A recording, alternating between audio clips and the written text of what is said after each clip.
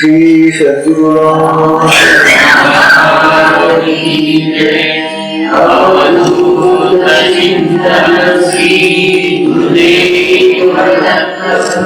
परम पूज्य श्री सद्गुरु संत एकनाथ महाराज की जय। सत्संगाचा विषय चाललेला आहे। भगवान श्रीकृष्ण द्वारकेमधून आपल्या निवासस्थानाजवळ असलेल्या सगळ्या सत्पुरुषांना, ऋषींना, मुनींना द्वारके बाहेर जायला सांगतात। कारण जोपर्यंत हे ऋषी मुनी द्वारकेत असतील तोपर्यंत आपल्याला निजधामाला जाण्यापूर्वी यादवांचं हे सगळं विनाशाचं कार्य करता येणार नाही, म्हणून त्यांना बाहेर जायला सांगताय। आता ते कोणाकोणाला बाहेर जायला सांगताय ते आता सांगतायत। विश्वामित्रो असितो कनो दुर्वासः भृगुअंगिराः कश्यपो वामदेवाश्च वशिष्ठो नारदो गयाः। तेव्हा एकाच पंक्तीमध्ये सगळ्यांची नावं आलेली, दर्शी नावं आलेली। बघा कोण कोण गेले। जे तपस्ते जे दीप्यमान, जे आपल्या तपाने दीप्यमान म्हणजे प्रकाशित झालेले आहे, जे पूर्ण ज्ञानवन, जे पूर्ण ज्ञानाने ज्ञान स्वरूप झालेले, ज्ञानवन झालेले आहे। जाते सदावंदी श्रीकृष्ण, बघा भगवान श्रीकृष्ण अशा महापुरुषांना दररोज वंदन करतात। जाते वदी सदा श्रीकृष्ण ते ऋषीश्वर जाण निघाले। तेव्हा ते जे ऋषी मुनी होते त्यांना द्वारका सोडून जावं लागते। जे गायत्री मंत्रासाठी करू शके प्रतिसृष्टी ते विश्वामित्र महाहटी तोही उठाउठी निघाला। आता विश्वामित्रासारखा महान ऋषी जो प्रतिसृष्टी निर्माण करता, गायत्री मंत्राचा द्रष्टा होता, तो सुद्धा आता द्वारका सोडून जाणार आहे। जेठन बाधी उष्ण शीत, जेठन बाधी उष्ण शीत ते आश्रमी वसे असित, ज्याचे नामे बंदे पळत तोही करीत निघाला। बघा बाबा, आता कोणामुळे हे उष्ण आणि शीत बाधत नाही, असे कोणी जे बसलेले त्या ठिकाणी महान महान महान तपस्वी होते,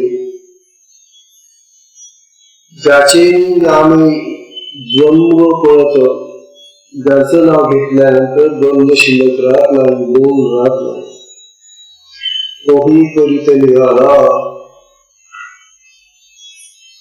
जो सूर्याशी रिभोनी शरण,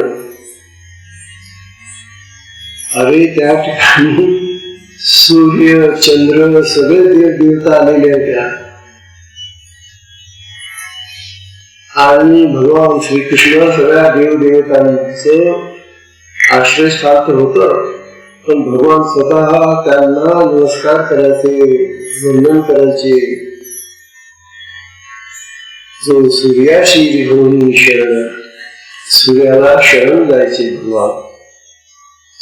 अश्वाचे करणी बसवून आपण, अश्वाचे कानामध्ये बसायचे आपण, पूर्ण केले देव पठण, तो कण्वही जाण निघाला, तो कण्व ऋषी चालला। जो दुर्वास प्रत्याहारी, आता दुर्वासासारखा ऋषी महान कोपिष्ठ होते, ते दुर्वास ऋषी सुद्धा प्रत्याहारी म्हणजे आपल्या इच्छेप्रमाणेच आहार घेत होते, प्रतिहार घेत होते. आहार सेवनी निराहारी कोधी गाठे बाहेरी करे करून निघाला. तेव्हा त्याने आपला आहार विहार वगैरे सगळं बंद केलं आणि करेने म्हणजे लवकर द्वारका सोडून बाहेर पडला. भृगु ऋषी होते विद्वास. भृगूचा श्री चरण, या भृगूने लाथ मारले की भगवंताला. त्याच्या लाथेचं त्याच्या पायाचं चिन्ह आपल्या छातीवर ते धारण केलं होतं त्याने, भृगु चिन्ह म्हणून. भगवान श्रीकृष्णांनी आपल्या छातीवर या भृगु ऋषीचं चिन्ह धारण केलं होतं, पदचिन्ह. भृगूचा श्री चरण हृदयी वाहे नारायण, निरवी श्री वत्स भूषण. आणि मोठं कौतुकाने हे भूषण आहे माझं, अलंकार आहे हा माझा, असं म्हणायचे भगवान. निरवी श्री वत्स भूषण तो भृगुही गावन निघाला. तो भृगु ऋषी सुद्धा आता द्वारका सोडून निघालेला आहे. अंगिराश्रय समृद्धी सृष्टी हा अंगिरा नावाचा ऋषी आहे. सद्बुद्धी आहे तो, त्याने चांगली प्रकारची सृष्टी तयार केली ती अंगिरा. बृहस्पती जन्मला ज्याचे पोटी, तो बृहस्पती देवाचा गुरु या अंगिराच्या पोटी जन्मलेला आहे. तो अंगिरा, तो बृहस्पती जो परमगुरु देवांच्या मुक्ती, असा देवांच्या मुकुटावर असलेला बृहस्पती हाही मिळाला. तोही उठी गमनार्थ तोही चाललेला आहे. कश्यपाची नवलगोटी, कश्यप ऋषी आहे त्याची तर नवल आश्चर्य करण्याची गोष्ट आहे. कश्यपाची नवलगोटी सुर नर किन्नर जन्मले कोटी. बघा, ह्या कश्यपाच्या पोटी म्हणजे जन्माला आलेले सुर नर किन्नर सगळे जन्माला आलेले. या लागी हे कश्यप सृष्टी म्हणून या सृष्टीला कश्यप सृष्टी असं म्हणतात. तो कश्यपूची निवेगमन, तो कश्यपी आता निघायला लागला. मुक्ता माझी श्रेष्ठ भाव, वेदी वाखाणीला वामदेव. बघाओ, मुक्तांमध्ये जन्मण्याच्या या अवस्थेतून मुक्त झालेला वामदेव. मुक्ता माझी श्रेष्ठ, वेदी वाखाणीला वामदेव. वेदांनी त्याचं स्थिती केलेली वाखाणले त्याला. असा वामदेव तोही गाठेहून पाहो स्वयमेव निघाला. तोही आता या द्वारकेतून बाहेर चाललेला आहे. आत्रीची नवल करी. आता आत्री म्हणजे दत्तात्रयांचा त्याला आत्रीची नवल करी. तिन्ही देव जन्मले ज्याचे उदरी. ब्रह्मा विष्णू आणि महेश तिन्ही देव ज्यांच्या घरी जन्मले, त्यांच्या उदरी जन्मले. श्री दत्त वंदिजे योगेश्वरी. देवा त्या दत्ताला वंदन करणारी योगेश्वरी अनसूया. हे अगाध थोरी अनसूयेची. तेव्हा ही थोर अशी अनसूया, अत्री ऋषी हे सगळे निघाले बाबा.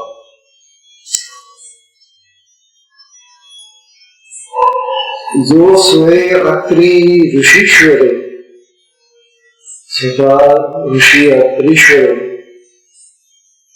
श्री कृष्ण आज्ञा तत्पर. भगवान श्रीकृष्णाची आज्ञा झाल्यानंतर ताबडतोब पुंडारकाची सत्वर प्रयाण शीघ्र केले त्यांनी. तोही तो पुंडारकाला निघून गेला.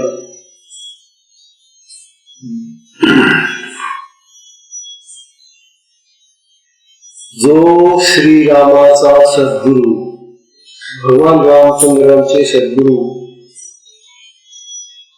ब्रह्मज्ञाने अति उदार, ब्रह्मज्ञानामध्ये अतिशय उदार असलेला, ज्याचे शाटीचा प्रताप थोर, अरे त्याची शाटीवरती तो कपडा पावलेला त्याची उदार, फार मोठी उदारता आहे त्या शाटीची. बरं, जिंकला दिन करू तपस्तेजे, त्या छातीने त्याने भगवान सूर्याला झाकून ठेवलं होतं. बरं, तो असा जो वशिष्ठ ऋषी,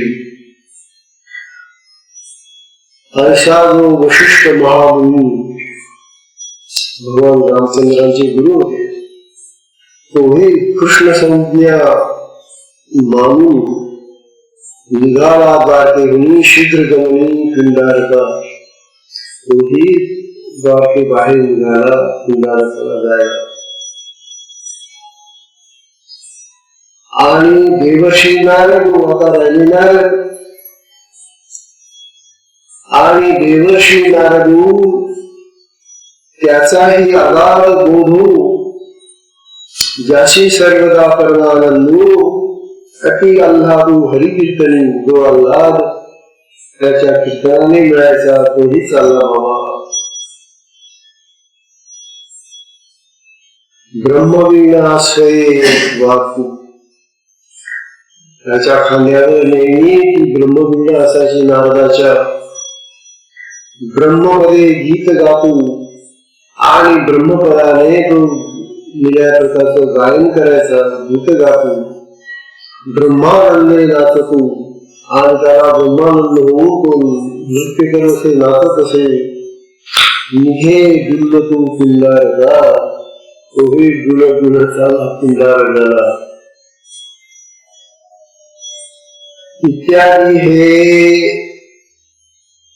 इत्यादी हे मुनिवरू, श्रेष्ठ श्रेष्ठ ऋषीवरू, शिष्य समुदाय सहपरिवारू, मीनले अपारू पिंडारकी. अशा तऱ्हेनं त्या द्वारकामध्ये, द्वारका नगरीमध्ये किती ऋषी मुनी, श्रेष्ठ श्रेष्ठ तपस्वी आपल्या शिष्यांसह राहत होते. भगवान श्रीकृष्णांनी या सगळ्यांना त्या द्वारकेतून बाहेर काढलेले आहे. बघा, एवं पिंडारकी ऋषी सर्व शापानुग्रही महानुभाव, मीनले कृष्ण वैभव अति अपूर्व वर्णिती. तेव्हा भगवान श्रीकृष्णाला आता जे करायचं असेल, ज्या शापाने जे त्याला करायचं असेल ते करू देण्यासाठी हे सगळे ऋषींनी त्या द्वारकेतून बाहेर पडलेले आहेत.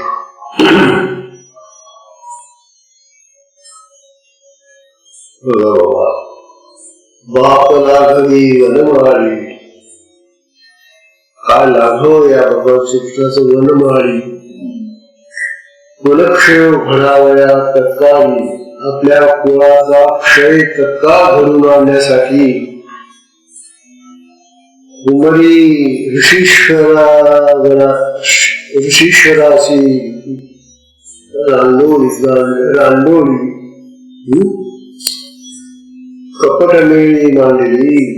मनामध्ये एक प्रकारचं कपटच आहे की आपल्या वंशाचा नाश करून घेण्यासाठी भगवान श्रीकृष्ण या महान सत्पुरुषांना द्वारकेतून बाहेर जायला सांगताय. कारण ते जोपर्यंत या द्वारकेत राहतील तोपर्यंत भगवंताला हे यादवांचं संहाराचं कार्य करता येणार नाही. म्हणून त्यांना सगळ्यांना जायला सांगितलेलं आहे. ब्राह्मणांच्या कोपापुढे कुळ काय से बापुरे. अरे ब्राह्मणाला जर कोप झाला, राग आला तर त्याच्या पुढे कुळ टिकत नाही. कुळ काय से त्यापुढे. महादेवाचे लिंग धरे इंद्र पदवीकडे समुद्री. ब्राह्मणाच्या शापाने अरे या महादेवाचं शिवाचं लिंग गळून पडत, म्हणून त्याची लिंगाची पूजा होते. ब्राह्मणाच्या शापाने लिंग पडलेले आहे. म्हणून शंकराची पूजा पाद्य पूजा नाही करणार.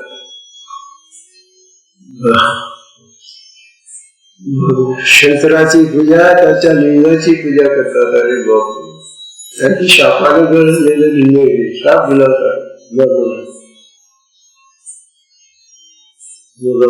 असं आहे हे सगळं.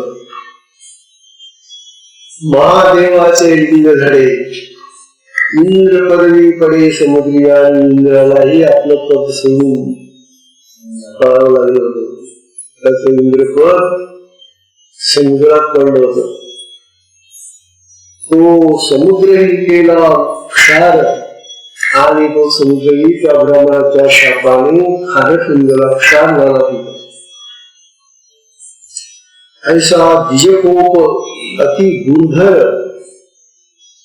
हे एकाचे चरित्र ते ऋषी समग्र लिहिलेले येते. तेव्हा प्रत्येकाचं चरित्र भिन्न भिन्न आहे आणि असे सगळे ऋषी त्या ठिकाणी एकत्र जमलेले होते. धरातळी ब्राह्मण त्यांचे वचन परम प्रमाण. हे सत्य करावया श्रीकृष्ण कुळ निर्णय स्वेदान. त्या ब्राह्मणाचं वचन पूर्ण करण्यासाठी, त्या ब्राह्मणांचा शाप खरा ठरण्यासाठी भगवान श्रीकृष्णाने आपल्या कुळाकडेच त्यांना पाठवलं. सत्य करावया श्रीकृष्ण कुळ निर्णय स्वेदान.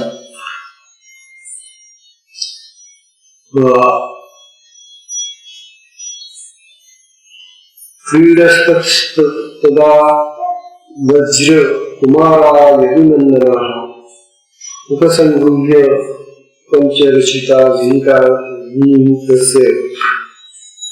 यदुनंदन समस्त क्रीडा कल्लुक झेलत एकमेकाते हानित ठकून पळत परस्परे. आता त्या द्वारकीमधले हे जे यादव होते, या यादवांची मुलं यदुनंदन ते खेळायचे. क्रीडा कल्लुक झेलत, ते क्रीडेमध्ये चेंडू झेलायचे, खेळायचे. एकमेकाचे हाणत, पोरं एकमेकांशी भांडण करायचे, मारामाऱ्या करायचे.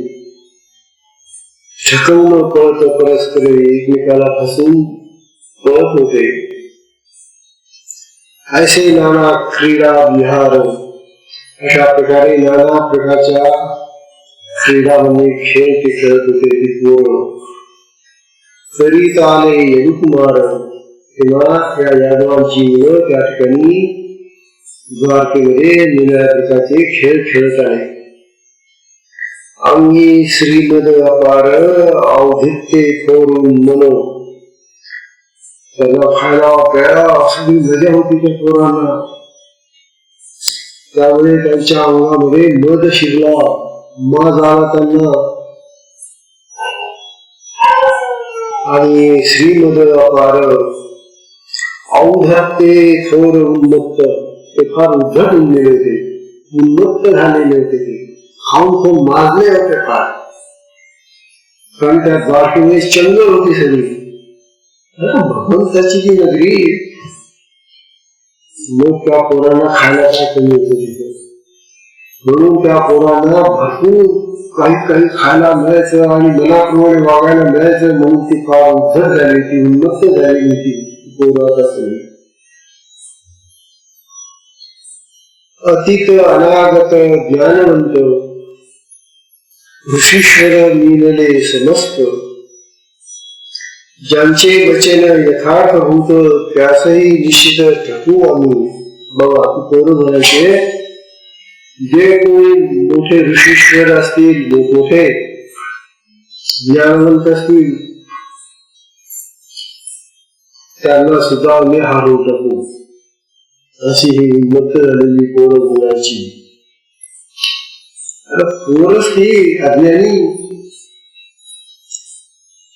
आणि ती पोरं अशा गप्पा मारायची की ऋषीश्वरांना सुद्धा आम्ही जिंकून घेऊ, त्यांना आम्ही काय करू जिंकू, वाद विवाद करू.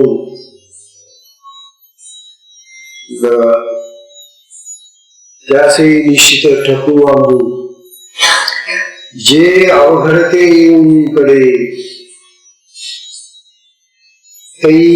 यांचे वचन कैसे गळे. अरे एखादी अवघड गोष्ट आली तर मग त्या पोरांना थोडीच जमणार आहे. यांचे वचन कैसे घडे म्हणून ऋषीश्वरापुढे मानले पुढे येत नाही. म्हणून ऋषीश्वरांच्या पुढे हे कपट बहुजन मानलेले आहे. आता काय होतो बघा,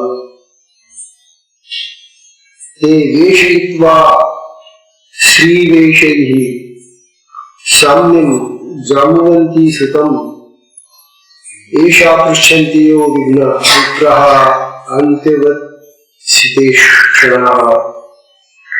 काय झालं हो, पहिलेच श्रीमध्ये उन्मत, आधीच श्रीमदाने उन्मत्त झालेले होते. उन्मत्त, श्रीमध्ये उन्मत्त.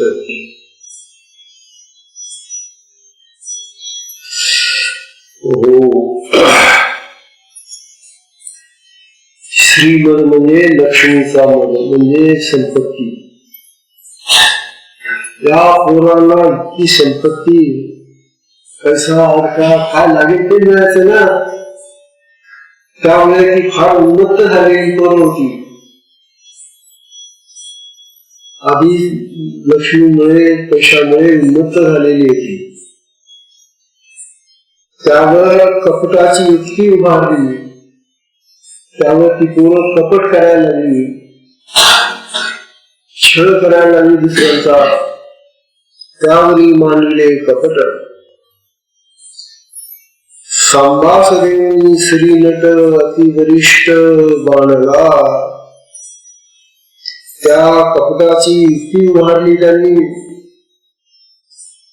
जांबुवंती पुत्र साम्य नावाचा मुलगा. जांबुवंती ही एक प्रसिद्ध स्त्री आहे. तिचा मुलगा जो साम्य होता, साम, त्याला या पोरांनी श्री वेश दिला, बायांचा वेश दिला. मुलगा होता पण त्याला स्त्रीचा वेश त्याला घातला. त्यांनी पोरं त्याला स्त्रीचा वेश देऊन सजवलं. काय तो श्याम सुंदर डोळस, दिसायला तर पोरगा छान होता, डोळस होता, नाके डोळे. अंगा शोभला श्रीवेशू, त्याच्या अंगाला तो श्रीवेश होता, सुंदर दिसायला लागला. खरोखरची श्री दिसायला लागला. अंगा शोभला श्रीवेशू प्रमद वैभव विलासू गावी विन्यास सलज्ज. आणि तो निळ्या प्रकारचे चाळे करायला लागला लोकांपुढे श्रीचे. नैनी सोगयाचे काजळ, बघा त्याने डोळ्यामध्ये काजळ घातलं होतं. व्यंकट कटाक्ष अति चपळ, त्याने डोळ्यामध्ये सुंदर काजळ घातलं.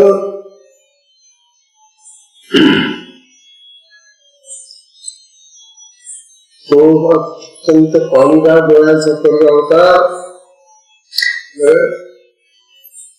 अभिनय करायचा तो पुन्हा बायांचे सगळे साडे करून दाखवायचा.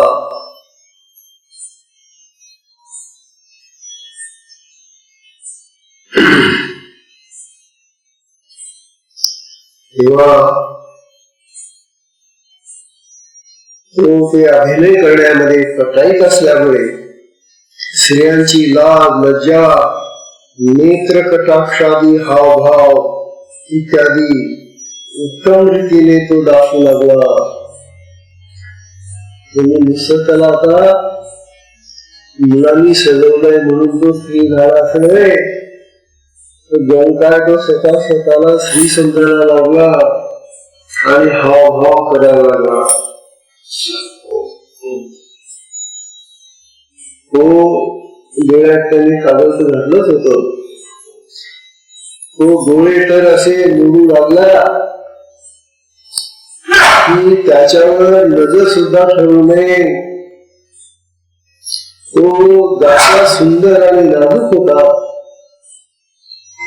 त्या साहस गतीने हळूहळू चालू लागला. तो बाली सदृश झालेला आहे आणि बाली सदृश जेव्हा मनुष्य होतो तेव्हा त्याची चाल बदलून जाते. माणसाची चाल आणि बाईची चाल यांच्यामध्ये फरक आहे. बाईची चाल नाजूक असते तेव्हा तो नाजूक चालून चालायला लागला. बुलत बुलत बुलत बुलत असा.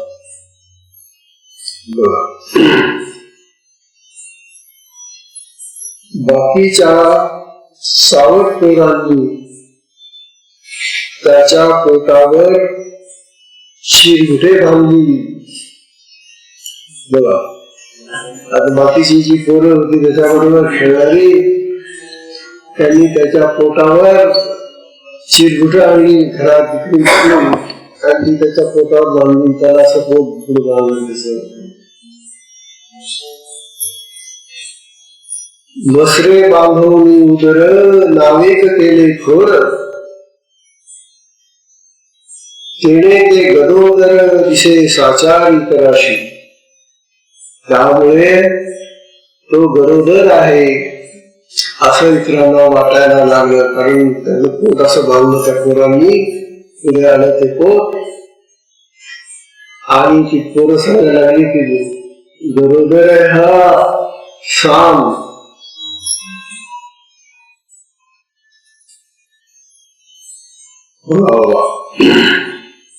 हात घालून सखियाच्या खांदी चालता उदर हालो नेदी दिसावा घेत पडो कधी येता उशिरली देखील. असा हळूहळू चालतोय. त्याचं पोट हालतंय. काय खरोखरच त्याला गदोदर झालेला आहे. तो उदरामध्ये वाढलेला आहे. आणि असं करत करत त्या ऋषींच्या मेळाव्या पुढे आला. एका ऋषीबंदी देखील ऐसा श्रीवेश दाखवून नादेक अंतरे राबवून इतर ऋषी जवळ येऊन लोकांगणे घालती. बाकीचे सगळे जी पोपटी होती बाजूबाजूची ती त्या ऋषीच्या जवळ गेली आणि त्यांना नमस्कार करताय. लोटागत घालताय. त्यांना सांगतायत महाराज आमचा डोळा लोकांची जी श्री आहे ना ती गर्भवती आहे. मग आता तिच्या गर्भातून काय होईल ते सांगा आम्हाला. विचारता त्या ऋषीला विचारता येते.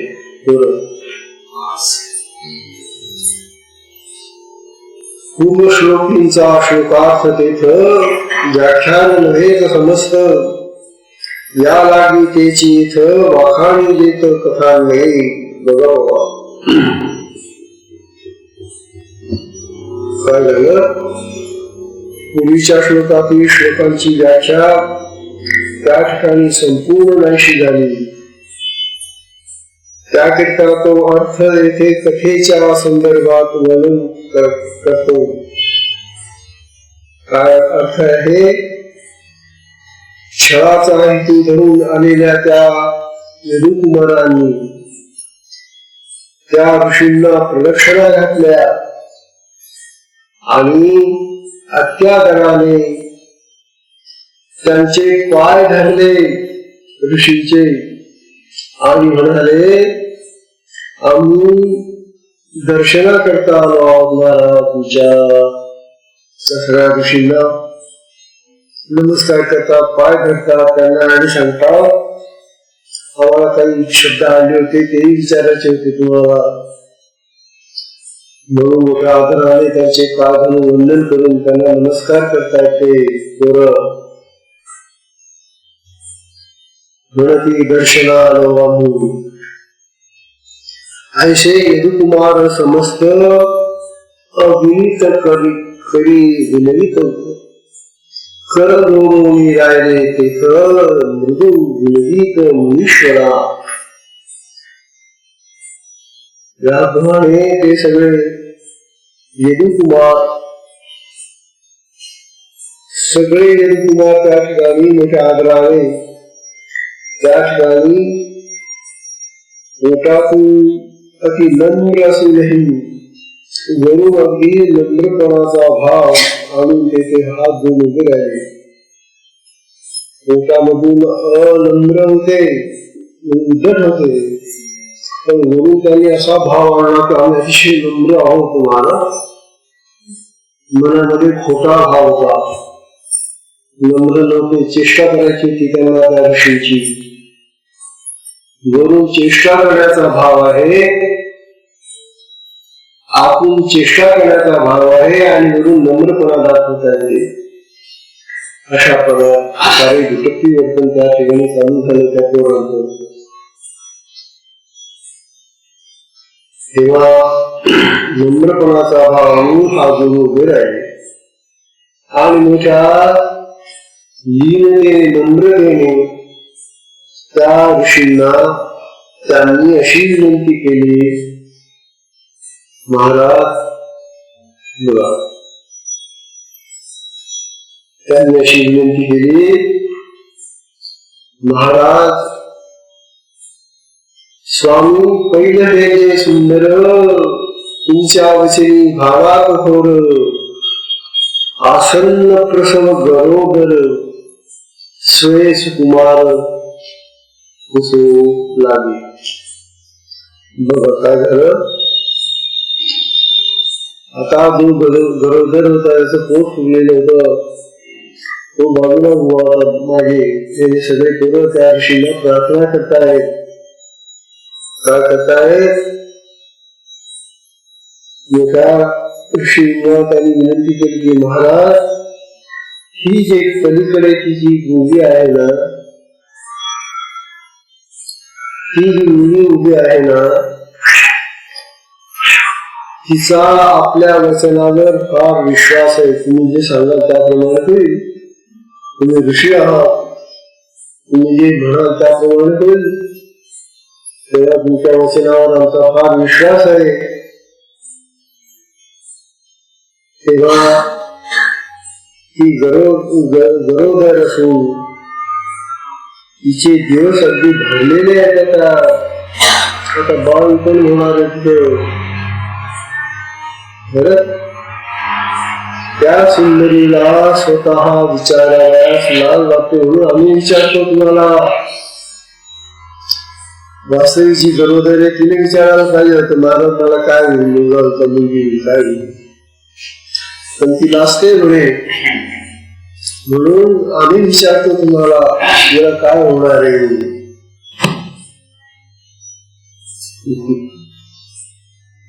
प्रश्न विलज्जती साक्षात प्रभुता दर्शनाः प्रसवस्ति पुत्रकामा विश्वस्ति.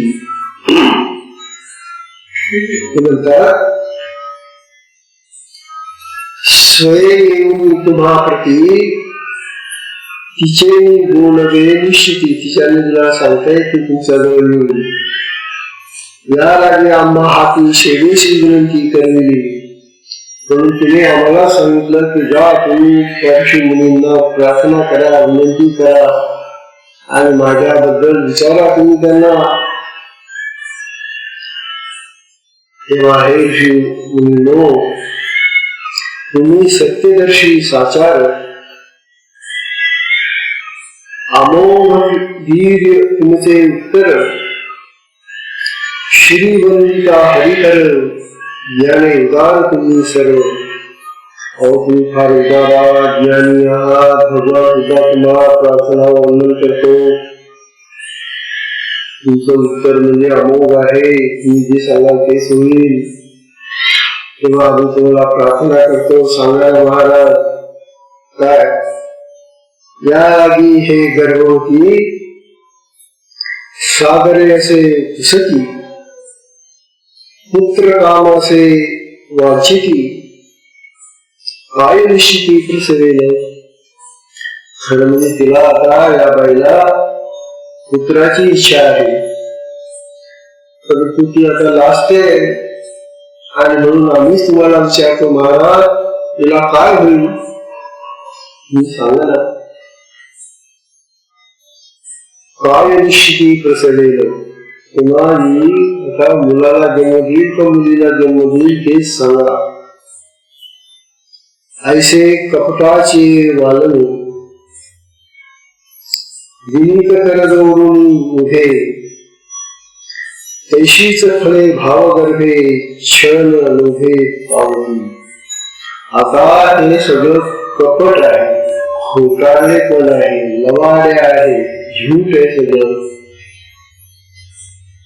तेव्हा हे जे चाललेलं आहे त्या ऋषींचं स्तवन हेही भोंगीपणाचं आहे हे खरं नाही. तेव्हा या सगळ्यांचा एक परिणाम असा होणार आहे की ते सगळं खोटारडच होणार आहे. लवाडाचं फळ लवाडीच खोट्याचं फळ खोट. म्हणून जो जसा असतो तसंच फळ त्याला प्राप्त होतं. हे यातून शिकायचे आपल्याला. आपण ज्या पद्धतीनं जसं वागू त्या आपल्या वागण्याचं फळ आपल्यालाही भोगावं लागतं. भोग हे प्रत्येकाला आहे.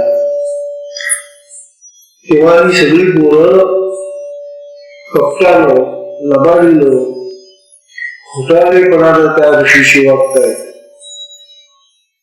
आणि म्हणून याचं फळ सगळं त्यांना तसंच भोगावं लागेल.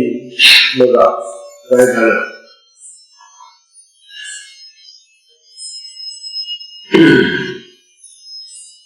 ऐसे कपटाचे वालने विनीत करजोडून उभे तैशीच फळे भावगर्भे क्षण लोभे पावती.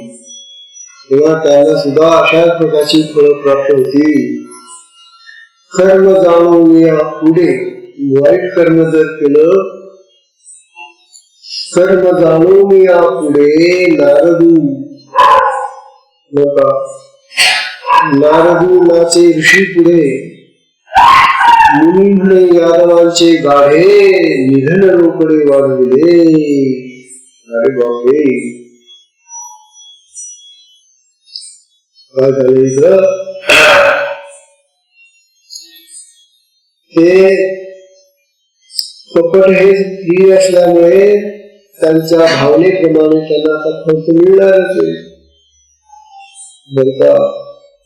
त्यांचे हे खोटे कर्म ओळखून नारद ऋषी पुढे नाचूच लागला बिचारा. नारद पण होता त्या लोकांमध्ये. त्या नारदाला सत्यम कळलं की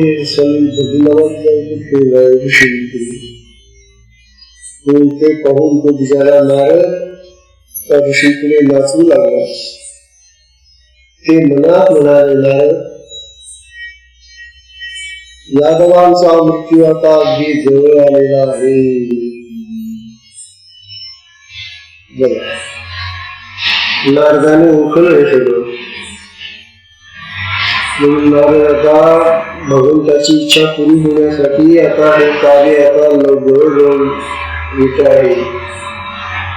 म्हणून नारदाला आता भगवंताचं जे कार्य करायचं आहे ते जवळ आल्यामुळे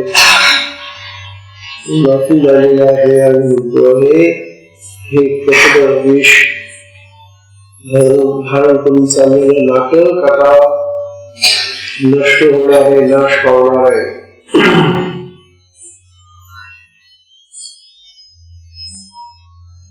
सर्व जाणून यापुढे नारदोनाचे पुढे ऋषी पुढे मुनी यादवांचे गाडे निधन रोकडे ओढवले.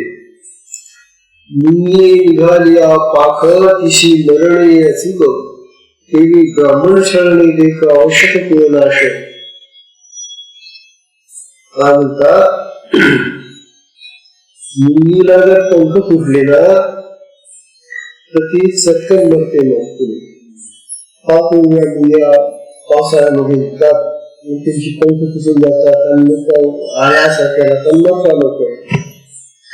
म्हणून मुंगीला जर पंख फुटले तर ती लवकर मरते. त्याप्रमाणे ब्राह्मणाचा छळ, ब्राह्मणाची खोटं वर्तन, लबाडी करून याचा कुलनाश नक्कीच आता होणार आहे. अरे किती वाजले शापित झाले बीज जल. हे बीज जल म्हणजे ब्राह्मण लोक हे सगळे जर शाप द्यायला लागले त्याशी सद्भावे करावे नमन. मारू आल्या ब्राह्मण मस्तक आपण ओढवावे. ब्राह्मण शब्द आपल्याला करायला मारायला वगैरे आला तरी आपलं मान पुढे करावी आणि मार मारावं, पण त्याला भांडू नये, तंडू नये. त्याच्याशी त्या ब्राह्मणाशी छळ, असे जे ब्राह्मण असतात त्यांचंच छळ करायचा, त्यांच्याही उभारी करायची. ते जाणावे विष भक्षण. आता हे विष भक्षणासारखं आहे. हे जाणावे विष भक्षण. विषयीने भक्षिला त्याचा प्राण निर्गण बीज छळण. तेव्हा या ब्राह्मणांना हा जो त्रास चाललेला आहे याच्यामुळे त्यांच्या कुळाचं निर्दालन होईल, तो नष्ट होईल. यांचा अविद्य सुविद्य न म्हणता जाण धरातळी ब्रह्म ब्राह्मण त्याचे करू जाता छळण कुळ निर्दालन आवश्यक. असुविद ब्राह्मणाला ब्रह्म म्हणावं, त्यांची पूजा करावी, त्यांना मानधन द्यावं, त्यांचा आदर करावा, सत्कार करावा. असं असताना हे लोक त्यांचा छळ करतायत. मग यांच्या कुळाचं निर्दालन होणारच आहे. अशा तऱ्हेचा हा शाप काय देतात ते उद्या पाहू. ब्राह्मणाचा शाप येतात. तेव्हा सत्संगाची वेळ संपलेली आहे. सत्संगाला विश्राम देऊया. हरि ओम.